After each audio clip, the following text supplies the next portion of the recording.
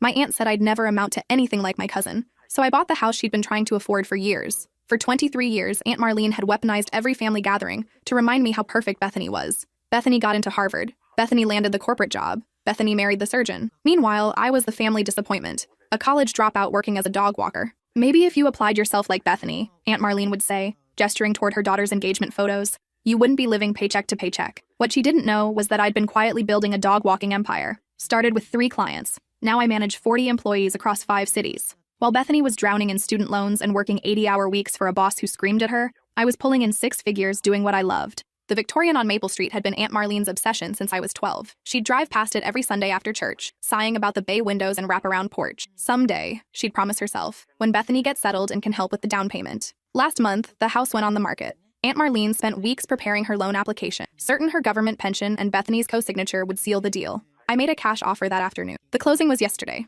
This morning I drove to Aunt Marlene's house with the deed in my hand and knocked on her door. "What are you doing here?" she asked, clearly annoyed. I smiled. "I wanted to show you something." I handed her the deed. Her face went white as she read my name listed as the new owner. "This is impossible," she whispered. "You don't have this kind of money." "Actually, I do. Turns out walking dogs pays pretty well when you know what you're doing." She stumbled backward. "But that was supposed to be my house. Bethany and I had plans." "Speaking of Bethany," I interrupted, "has she mentioned her little problem at work?" Aunt Marlene frowned. "What problem?" I pulled out my phone and showed her the news article I'd bookmarked. Bethany's company was under FBI investigation for embezzlement. 3 executives had been arrested yesterday, including 1 junior associate who'd been helping them hide assets. "That's not..." Aunt Marlene started. "Page 3 mentions her by name," I said gently. "She's been cooperating with federal investigators for 6 months. Apparently, she's been feeding them information in exchange for immunity." The color drained from her face completely. "But there's more," I continued. "Bethany's husband filed for divorce last week. Seems he found out about her affair with her boss. The same boss who's now facing 20 years in federal prison." Aunt Marlene gripped the doorframe. "You're lying." I shrugged. "Call her yourself," though she might not answer. "She's been staying at the Motel 6 on Highway 9 since her husband changed the locks."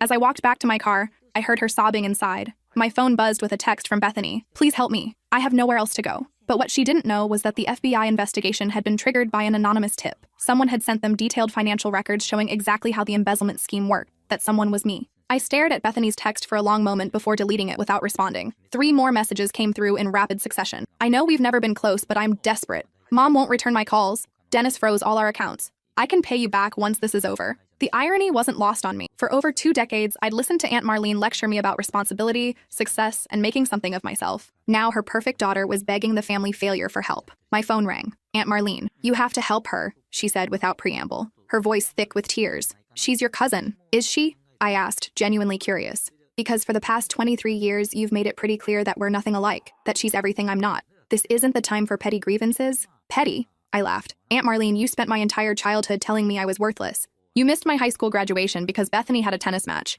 You didn't come to my wedding because it conflicted with her engagement party. When Dad died, you told Mom maybe it was for the best since he never got to see me succeed at anything." Silence on the other end. "But you know what the real kicker is?" I continued. "I sent those financial records to the FBI 2 years ago. Not last week. Not last month. 2 years ago." I heard her sharp intake of breath. See, I've been watching Bethany's career very carefully. When she got that promotion to junior associate, I did some digging. Turns out her boss, Richard Caldwell, had a pattern. Young female employees who needed money, who were vulnerable. He'd offer them opportunities to make extra cash on the side. "You're lying," Aunt Marlene whispered. "I hired a private investigator. Found out Bethany had been skimming money from client accounts for 18 months. Small amounts at first, then bigger and bigger chunks. She thought she was being clever, hiding it in offshore accounts." I pulled into the parking lot of my company's headquarters, a gleaming glass building I'd purchased 6 months earlier. The sign read, "Possum Pet Services," in elegant gold lettering. The thing is, I could have stopped it earlier, could have warned her. But you know what I remembered every time I thought about picking up the phone? Aunt Marlene was crying again. "I remembered my 16th birthday. You threw Bethany a huge party 2 weeks later for getting into Honor Society. Cost you $3,000. You know what you got me? A card that said,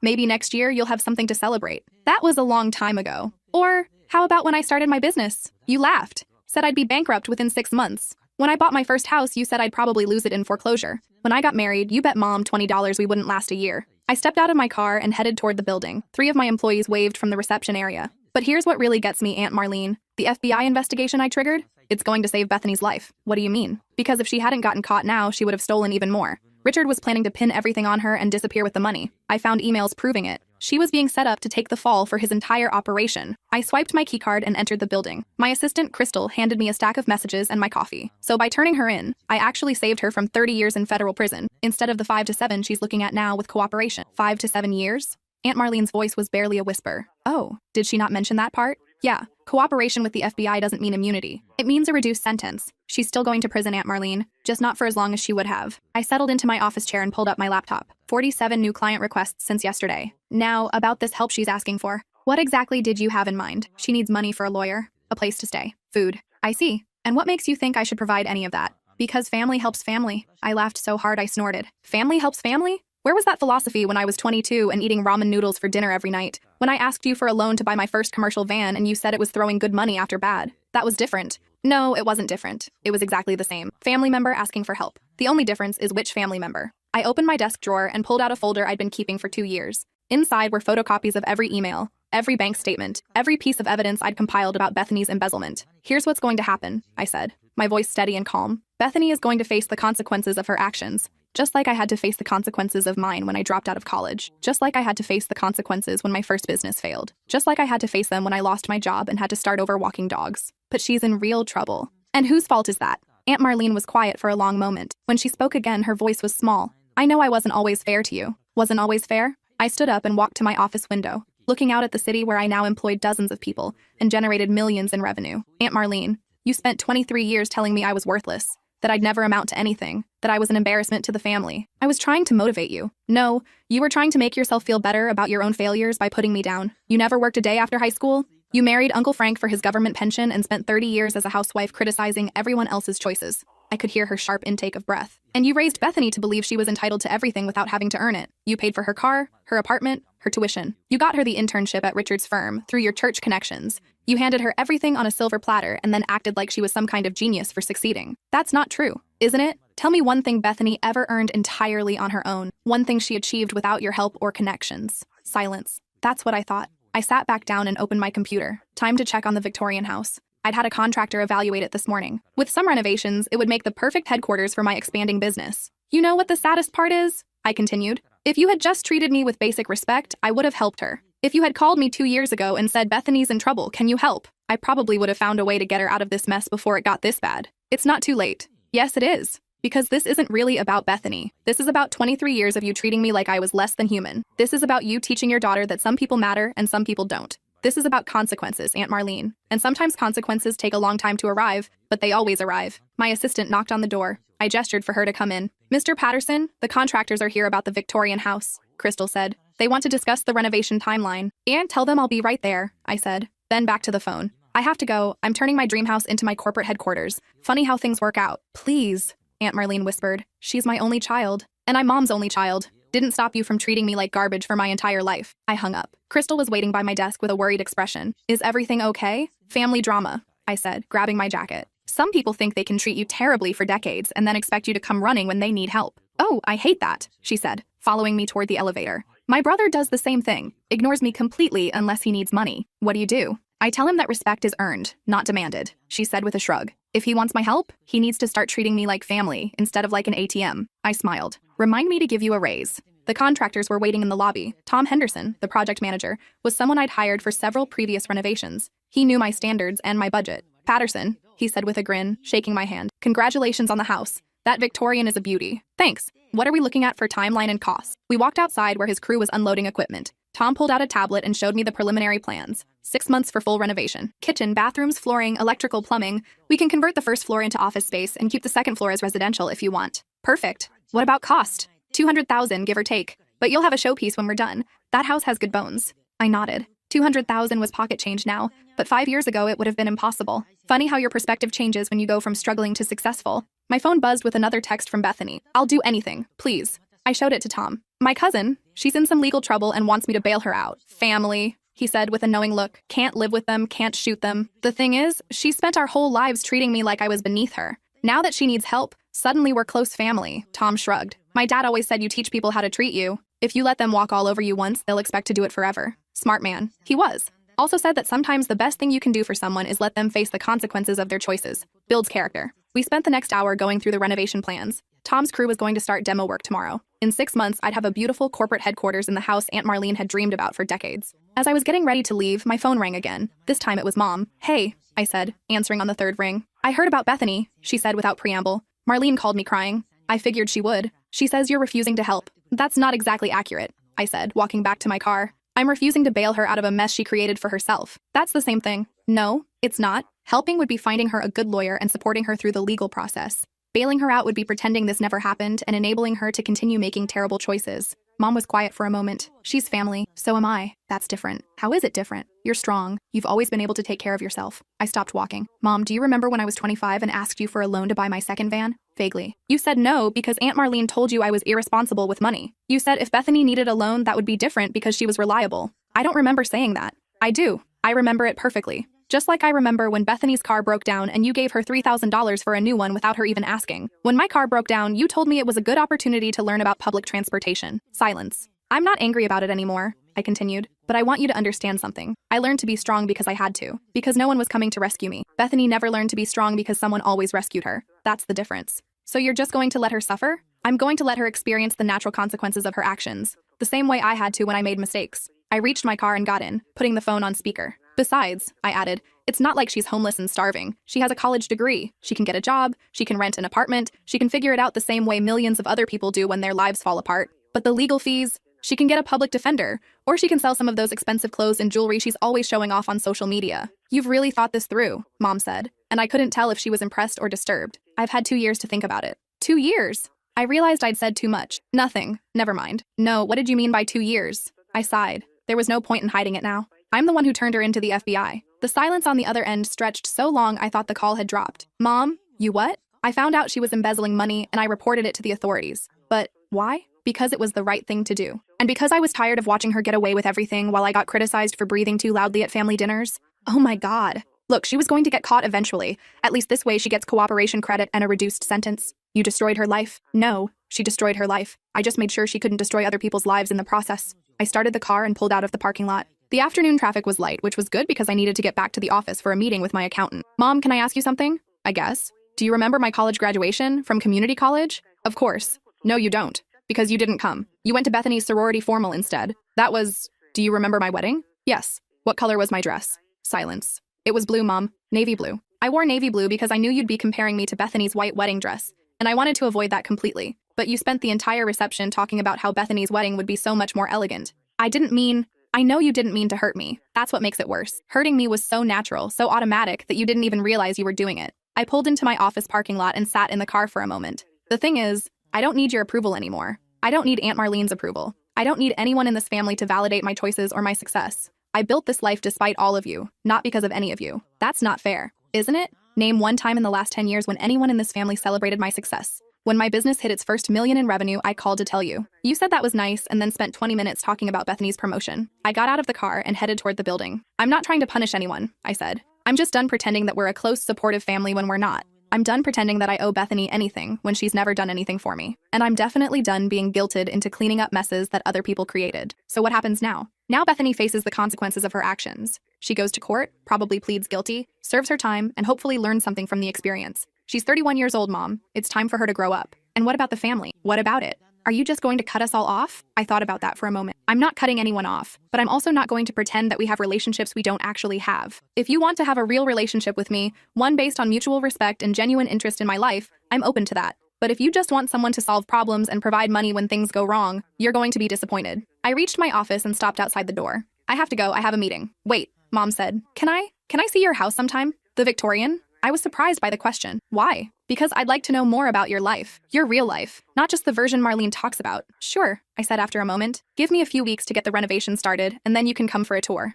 I'd like that. After I hung up, I sat in my car for a few more minutes. My phone buzzed with yet another text from Bethany. This one just said, please. I deleted it and went inside. My accountant, Patricia Williams, was waiting in the conference room with spreadsheets covering the table. She'd been managing my finances since the business really took off, and she was one of the few people who knew exactly how successful I'd become. Good afternoon, she said with a smile. Ready to talk numbers? Always. She opened her laptop and projected the quarterly reports onto the wall screen. First, congratulations. This was your best quarter yet. Revenue up 32%, profit margins holding steady at 18%. I nodded, looking at the charts. 5 years ago, I would have been thrilled to make in a year what I now made in a month. The expansion into Portland and Seattle is paying off exactly as projected, Patricia continued. We should be able to add Denver and Phoenix by the end of next year if the current trends continue. What about the commercial real estate investments? Excellent returns. The strip mall in Riverside is fully leased and generating 12% annually. The office building downtown is at 95% occupancy, and now with the Victorian House, you'll have a prestigious headquarters that will probably appreciate significantly over the next decade. I smiled. My aunt wanted that house for 30 years.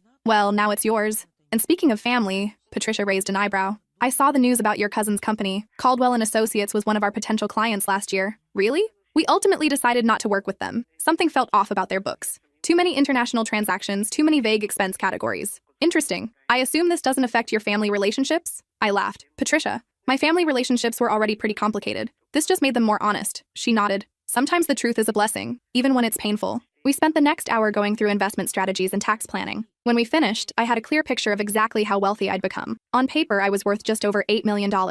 Not bad for someone who'd been written off as a failure by their own family. As Patricia was packing up her things, she said, "Can I ask you something personal?" "Sure. Are you happy?" The question caught me off guard. "What do you mean?" "I mean, you've achieved incredible financial success. You've built a business empire from nothing. You've proven everyone who doubted you wrong. But are you actually happy?" I thought about it for a moment. I'm satisfied. I'm proud of what I've accomplished. I'm grateful for the opportunities I've had. But are you happy? I don't know if happiness is the right word. I'm vindicated, I guess. For years, I was told I was worthless. Now I have proof that I'm not. That feels pretty good. Patricia nodded. Vindication is sweet, but don't let it become your only source of satisfaction. You've built something impressive here. Make sure you're enjoying it, not just using it to prove a point. After she left, I sat alone in the conference room thinking about her question. Was I happy? I had money, success, respect, and now I had revenge. But was I happy? My phone rang. Unknown number. "Hello? It's Bethany." I almost hung up, but curiosity got the better of me. "How did you get this number?" "I called your office, told them I was a potential client." "Clever. I need to talk to you." "I thought that's what we were doing." "In person, please."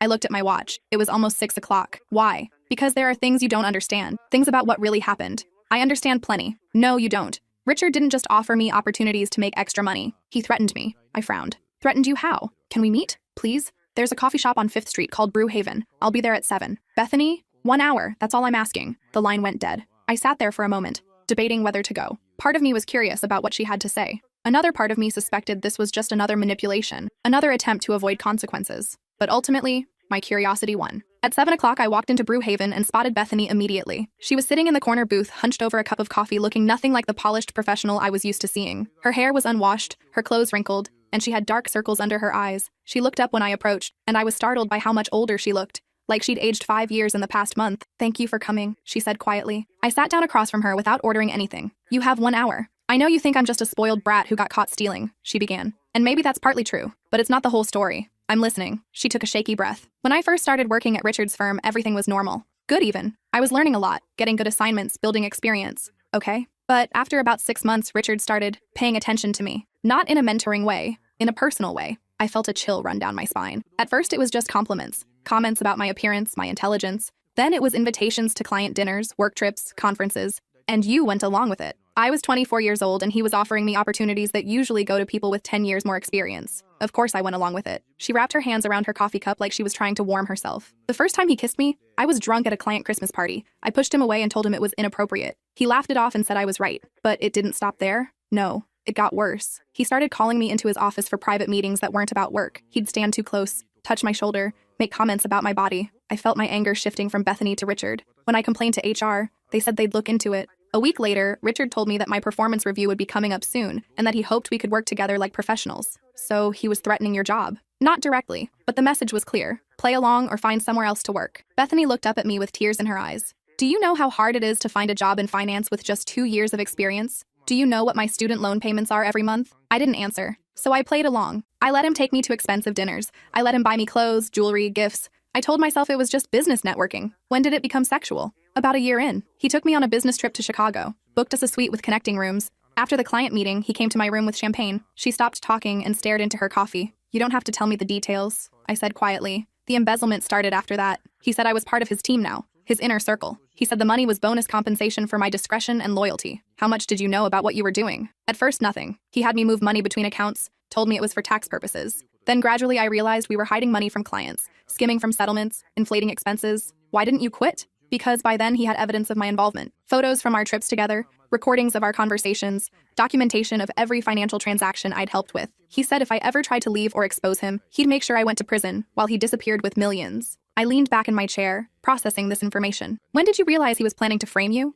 2 months ago. I found files on his computer that detailed how he was going to make it look like I was the mastermind and he was just an innocent victim. Everything was going to be pinned on me. "So you went to the FBI?" "Yes, but not because I wanted to. Because I realized I was trapped either way. At least cooperating gave me a chance at a reduced sentence." We sat in silence for several minutes. Why are you telling me this? I asked finally. Because I know you hate me. I know you think I'm a spoiled princess who got everything handed to her. And maybe that's true, but I also want you to understand that the last 3 years of my life have been a nightmare. I'm sorry that happened to you. Are you? I thought about it honestly. Yes. I wouldn't wish that kind of situation on anyone, but you're still not going to help me. I don't know what kind of help you're expecting. Money for a better lawyer, a place to stay while I figure things out. Maybe a job at your company once this is all over. I stared at her for a long moment. Bethany, do you remember my 21st birthday? She looked confused by the change of topic. Not really. I had a party at my apartment. It was small, just a few friends from work and school. You and Aunt Marlene came for about 20 minutes. Okay. While you were there, you asked me when I was going to get a real job. You said dog walking was fine for a summer gig, but that it was embarrassing for someone my age. I don't remember that.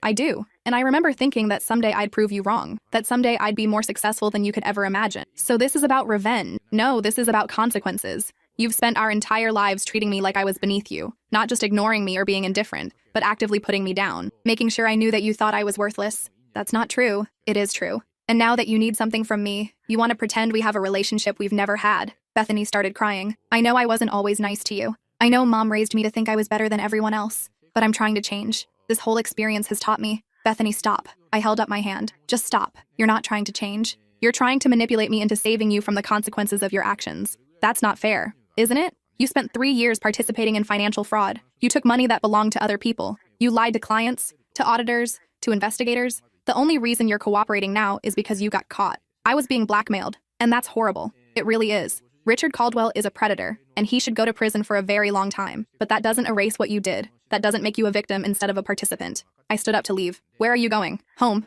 To my house. The one I paid for with money I earned, honestly. Please don't leave me like this. I looked down at her, crying into her coffee, and felt a strange mix of emotions. Pity, anger, sadness, and yes, even a little satisfaction. Bethany, I'm going to give you some advice. The same advice I wish someone had given me when I was struggling. What? Stop looking for someone to rescue you. Stop expecting other people to solve your problems. Stop thinking that you're entitled to help just because you're in trouble. But I don't have anyone else. Neither did I. When I was 22 and eating ramen noodles for dinner, I didn't have anyone to call for help. When my first business failed and I lost my apartment, I didn't have a safety net. When I was working 3 jobs just to pay rent, I didn't have family members offering me money or connections. I paused, remembering those difficult years. You know what I learned? I learned that I was stronger than I thought. I learned that I could survive things I never imagined I could survive. I learned that the only person I could really count on was myself. So you want me to suffer like you did? No, I want you to grow up like I did. I want you to take responsibility for your choices and build a life based on your own efforts, not on what other people give you. I pulled out my wallet and left $10 on the table for her coffee. The woman who raised me told me I'd never amount to anything. Tonight, I'm going home to a house worth more than she'll make in her lifetime. I'm not telling you this to hurt you. I'm telling you this because sometimes the people who doubt you do you the biggest favor of all. They force you to prove them wrong. So that's it? You're just going to walk away? That's exactly what I'm going to do. The same thing you walked away from me for 23 years. I headed toward the door, then stopped and turned back. But Bethany, when you get out of prison, when you've served your time and learned from your mistakes, when you've built a new life based on who you really are instead of who people told you should be, call me then. Maybe we can have a real conversation. I left her sitting there and drove home to my apartment, not the Victorian house. That wouldn't be ready for months. My current apartment, which was beautiful and expensive and entirely mine. As I pulled into my parking spot, my phone buzzed with a text from Mom. Marlene called. She's very upset. She says you were cruel to Bethany. I typed back. I was honest with Bethany. Sometimes that feels cruel when you're used to being protected from the truth. She's going to prison. Yes, she is. Because she committed crimes. Can't you find it in your heart to forgive her? I stared at that message for a long time before responding. Forgiveness isn't the same thing as enabling. I can forgive her for how she treated me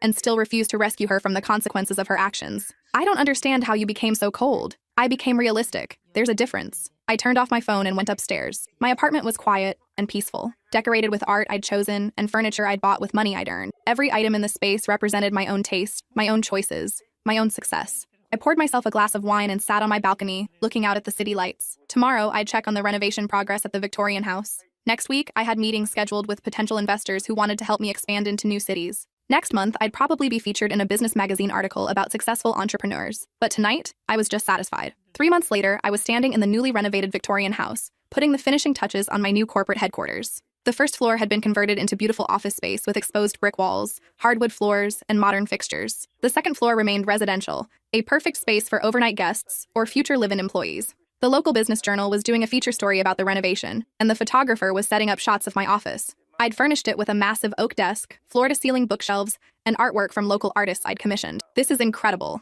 the photographer said, adjusting his lighting. "You've really transformed this place." Thank you. It's been a labor of love. The reporter, a young woman named Jennifer Ross, was asking questions about my business expansion and future plans. As we talked, I noticed a car pulling up outside. Through the bay windows, I could see Aunt Marlene sitting in the passenger seat. Excuse me for just a moment, I told Jennifer. I walked outside to find Aunt Marlene and Uncle Frank getting out of their car. Aunt Marlene looked older, more fragile than she had 3 months earlier. Uncle Frank just looked uncomfortable. What are you doing here? I asked. We wanted to see the house, Aunt Marlene said quietly. To see what you've done with it. It's beautiful, Uncle Frank added. Really beautiful. I studied their faces, trying to determine their real motivation for being here. How did you know I was here today? Your mother mentioned the magazine article, Aunt Marlene said. I called and asked when the interview was scheduled. We stood there awkwardly for a moment. Would you like to come in? I asked finally. They nodded and followed me inside. Jennifer looked up curiously as we entered. This is my aunt and uncle, I explained. They're just stopping by for a quick tour. Of course, Jennifer said. Take your time. I showed them through the main floor offices,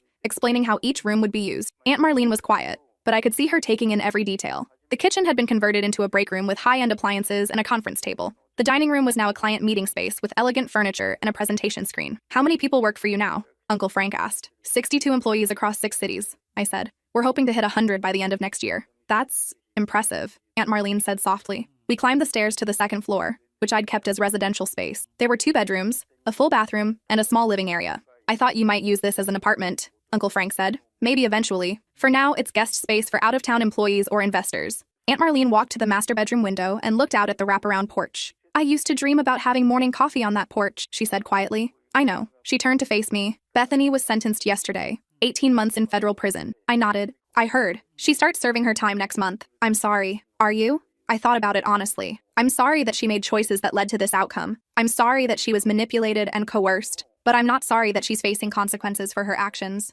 Aunt Marlene's eyes filled with tears. She asked me to give you something. She reached into her purse and pulled out an envelope with my name written on it in Bethany's handwriting. I don't want it, I said. Please. Just take it. You don't have to read it, but please take it. I accepted the envelope reluctantly. Can I ask you something? Aunt Marlene said. Sure. Do you feel better now? Now that you've proven you were right about everything? I looked around the beautiful house that I now owned, thought about the business empire I'd built, considered the success I'd achieved despite everyone's expectations. I don't know if better is the right word, I said honestly. I feel vindicated. I feel proud. I feel like I've finally proven to myself that I'm capable of more than anyone believed. But do you feel better? Some days? Uncle Frank cleared his throat. We should probably go. Let you get back to your interview. As they headed toward the stairs, Aunt Marlene stopped and turned back to me. I know I wasn't a good aunt to you, she said. I know I favored Bethany and made you feel less important. I don't have any excuse for that, except that I was trying to live through her success because I never had any of my own. I didn't know what to say to that. I'm proud of what you've accomplished, she continued. I should have said that years ago, but I'm saying it now. You've built something incredible here. Thank you, and I'm sorry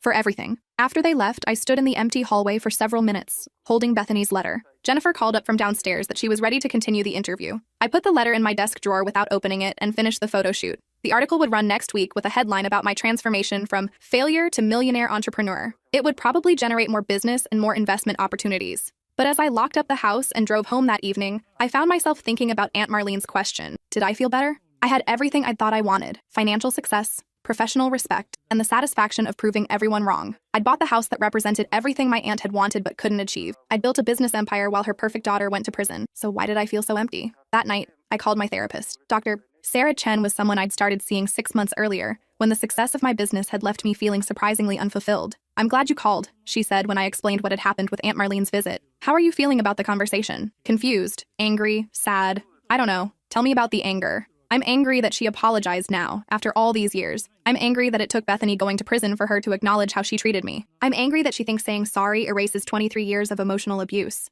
And the sadness? I'm sad that this is what it took. I'm sad that we couldn't have had a real relationship when it might have mattered. I'm sad that Bethany is going to prison, even though I'm the one who put her there. Do you regret turning her into the FBI? I thought about that question for a long time. No, she was committing crimes. She needed to be stopped. But I do regret that I did it partly for revenge instead of entirely for justice. Can you explain the difference? If I had done it purely for justice, I would have tried to help her through the legal process. I would have offered emotional support even while holding her accountable. Instead, I did it to prove a point and then walked away. And how does that feel? Hollow. Like I won the game but lost something important in the process. What did you lose? The possibility of a real family relationship. The chance to be the bigger person. Maybe the chance to help Bethany become a better person instead of just punishing her for being a worse one. After the therapy session, I went home and opened Bethany's letter. It was 3 pages long, handwritten in her careful script. I know you probably don't want to hear from me, but I needed to write this before I start my sentence. First, I want to say thank you. I know that sounds crazy, but I need you to understand something. Turning me into the FBI was probably the best thing anyone has ever done for me. Not because it saved me from Richard's scheme, although it did that too, but because it forced me to face the truth about who I had become. For my entire life, I lived in a bubble.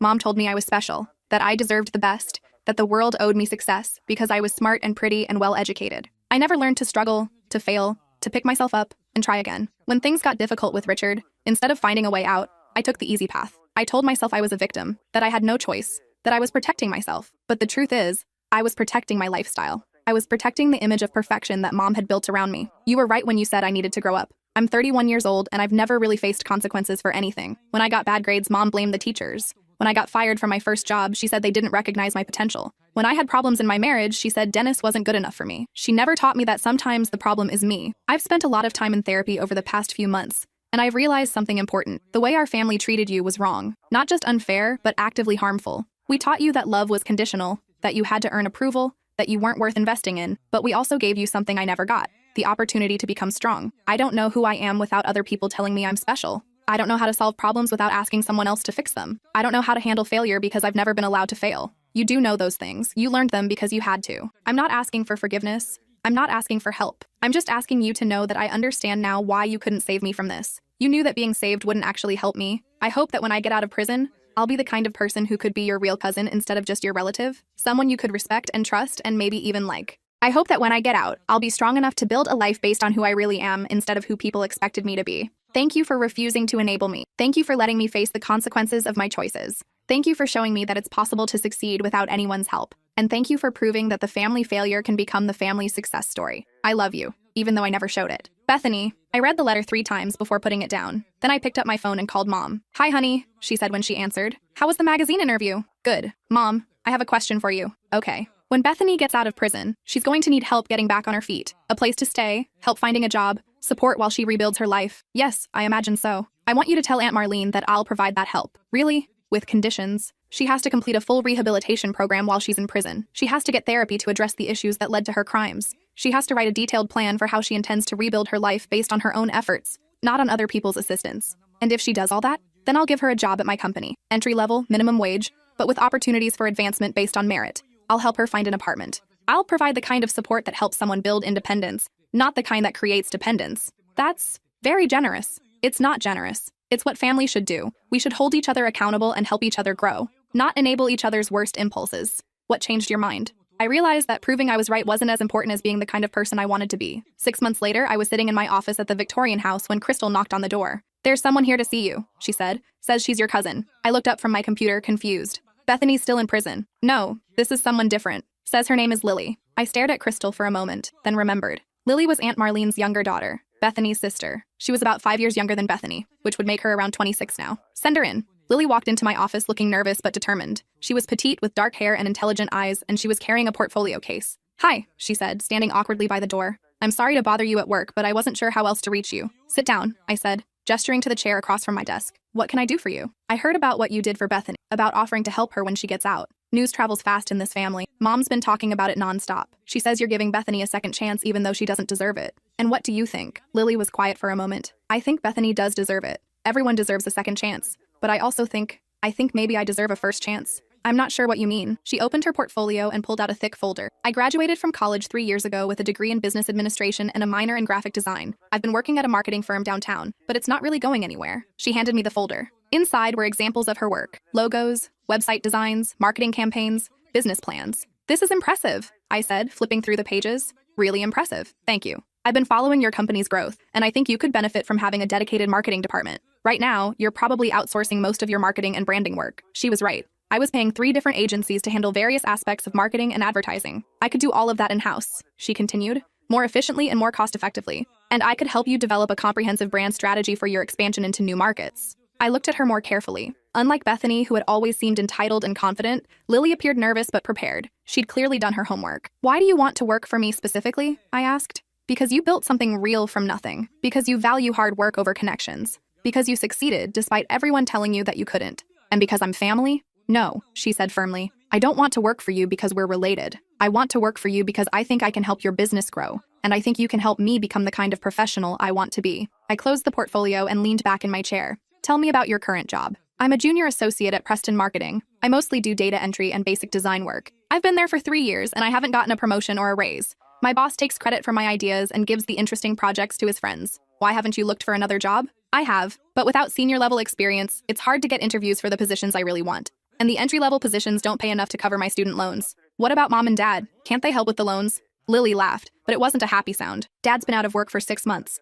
Mom's pension barely covers their own expenses. They're actually behind on their house payments. I was surprised. I didn't know that. They don't like to advertise it. They're hoping Dad will find something soon, but he's 58 and the job market isn't great for older workers. And Aunt Marlene can't help? Mom's too proud to ask for help. She's spent so many years acting like we were better than everyone else financially that she can't admit we're struggling now. I thought about this for several minutes while Lily waited patiently. If I hired you, I said finally, it would be based entirely on your qualifications and performance. I wouldn't give you special treatment because we're related, and I wouldn't keep you if you didn't earn your place. I understand. And I'd want you to be prepared for people to assume you got the job because of family connections, both inside and outside the company. I'm prepared for that. What kind of salary are you looking for? I'm currently making $32,000. I'd like to make at least 40. But I'm more interested in the opportunity to grow and take on real responsibility. I opened my laptop and pulled up our organizational chart. I've been thinking about creating a marketing director position, someone who would oversee all of our marketing and branding efforts, work directly with me on expansion strategies, and eventually manage a small team. Lily's eyes lit up. That sounds like exactly what I want to do. The starting salary would be $55,000,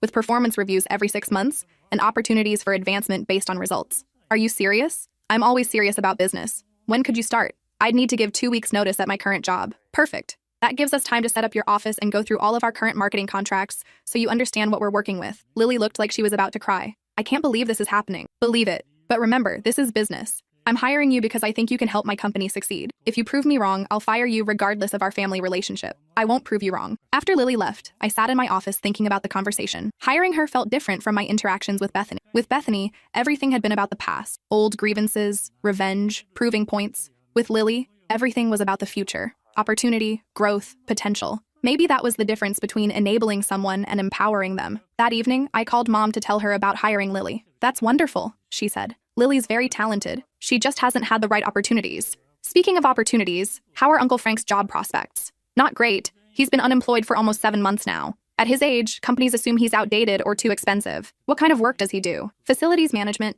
He spent 20 years managing the maintenance and operations for a large office complex before they downsized. I thought about that for a moment. Would he be interested in managing the facilities for my company? We have 6 locations now, and I've been paying different contractors to handle maintenance, security, cleaning, and building management. Are you serious? I need someone to coordinate all of that, make sure our buildings are well maintained and secure, handle vendor relationships. It would involve some travel between cities, but the pay would be good. I think he'd be very interested. Have him call me tomorrow. We can discuss the details. You don't have to do this just because we're family. I'm not. I'm doing it because I need someone reliable to handle facilities management, and Uncle Frank has the right experience. The fact that he's family is just a bonus. 2 months later, my company was running more smoothly than ever. Lily had reorganized our entire marketing strategy, saving us money on agency fees while significantly improving our brand consistency. Uncle Frank had streamlined our facilities management, reducing our maintenance costs by 20% while improving the quality of our buildings. More importantly, both of them were thriving in their roles. Lily had already earned her first performance-based raise and was working on a marketing campaign for our expansion into Denver. Uncle Frank had hired 2 assistants and was developing a comprehensive facilities management manual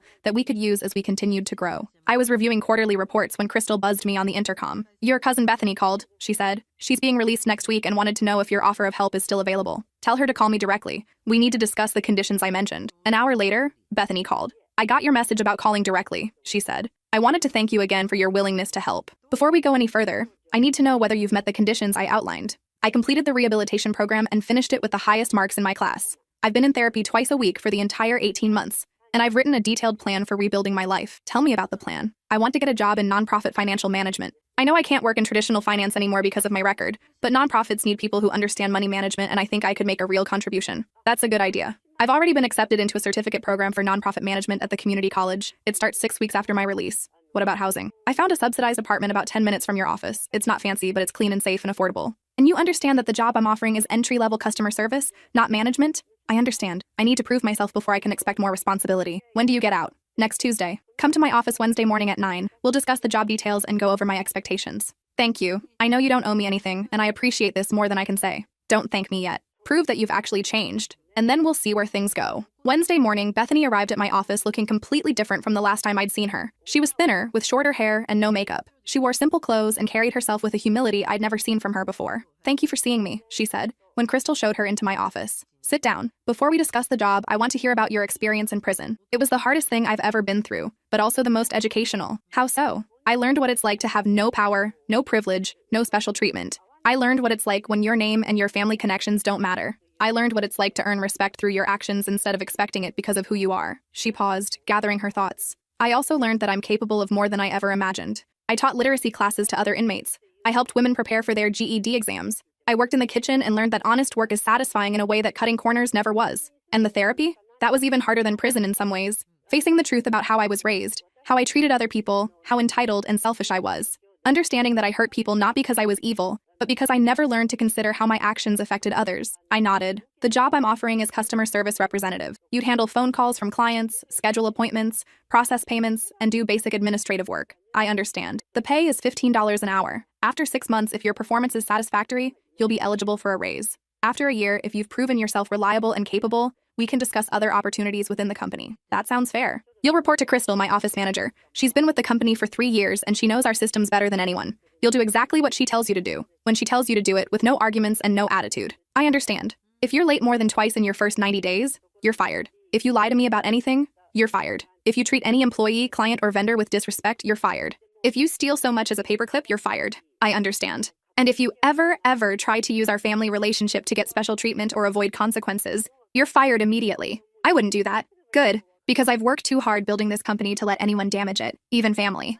I handed her a packet of paperwork. "Employment application, tax forms, employee handbook. Read everything carefully and bring it back tomorrow morning filled out completely." "Thank you," she said, standing to leave. "I won't let you down. Don't make promises you might not be able to keep. Just show up every day and do your best work." 6 months later, Bethany had earned her first raise and a commendation from Crystal for excellent customer service. She'd completed her nonprofit management certificate and was volunteering on weekends with a local financial literacy organization. More importantly, she'd started attending family gatherings again, not as the golden child, but as an equal member of the family. She asked questions about other people's lives instead of just talking about herself. She offered to help with dishes and cleanup instead of expecting to be waited on. At Christmas dinner, I watched her playing board games with Lily's kids, laughing and joking without any trace of the arrogance that had defined her for so many years. "She's different," Mom said, sitting down beside me on the couch. "She's who she always could have been if we'd let her fail earlier." I said. "Do you regret the way things happened?" I thought about that question. "I regret that it took so long. I regret that she had to go through something so traumatic to learn these lessons, but I don't regret holding her accountable." "And how are things with Marlene?" I looked across the room where Aunt Marlene was helping Bethany set up a puzzle. They looked relaxed together in a way I'd never seen before. "Better. She still has a ways to go in terms of understanding how her parenting affected both of her daughters, but she's trying. She's in therapy too, working on her own issues." "And what about you? Are you happy now?" I smiled. "I'm getting there. Building the business gave me financial security and professional satisfaction, but building actual relationships with family members is giving me something I didn't know I was missing." "What's that?" "A sense of belonging. Not the kind where you have to prove yourself constantly, but the kind where you're valued for who you are." As I was getting ready to leave that evening, Bethany approached me in the hallway. "Can I ask you something?" she said. "Sure. Why did you give me a second chance? After everything that happened, everything I did, why did you decide to help me?" I thought about her question carefully, because I realized that helping you become a better person was more important than punishing you for being a worse one. "But you had every right to be angry. You had every right to walk away." "I did, and I was angry. But staying angry wasn't making me happy, and it wasn't making you better. Sometimes the most radical thing you can do is choose growth over revenge." "Thank you," she said quietly, "for seeing potential in me that I couldn't see in myself. Thank you for proving that people can change when they really want to." As I drove home that night, I thought about how different my life looked compared to a year ago. I still had the same financial success, the same professional achievements, the same beautiful house and thriving business. But now I also had something I'd never had before, a family that actually felt like family. Not perfect relationships, we all still had work to do, but real relationships based on mutual respect, honest communication, and genuine care for each other's well-being. It turned out that proving I was better than everyone else was nowhere near as satisfying as helping everyone else become better versions of themselves. And for the first time in my adult life, when someone asked if I was happy, I could honestly say yes.